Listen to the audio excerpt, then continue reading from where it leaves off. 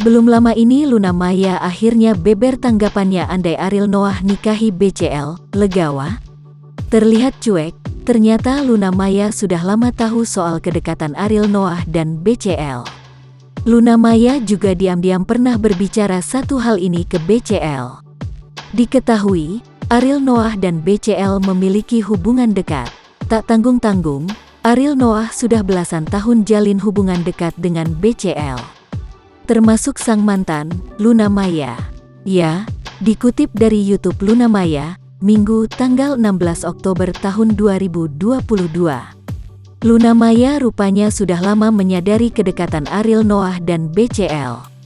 "Kak, gimana perasaan kakak ketika ketemu Ariel tapi ada BCL?" tanya Nikita Mirzani, penasaran. "Hah, perasaannya biasa aja," sahut Luna Maya bingung. Paham maksud Nikita Mirzani, Luna Maya lantas mengaku pernah bicara langsung dengan BCL soal kedekatan Ariel Noah. "Gue mah bilang sama Unge, maksudnya kalau memang mereka mau berhubungan, ya nggak apa-apa. Kan kayaknya cocok juga, gue mah bilang," kata Luna Maya menjelaskan. Mendengar penjelasan Luna Maya, Nikita Mirzani sempat syok dan tertawa.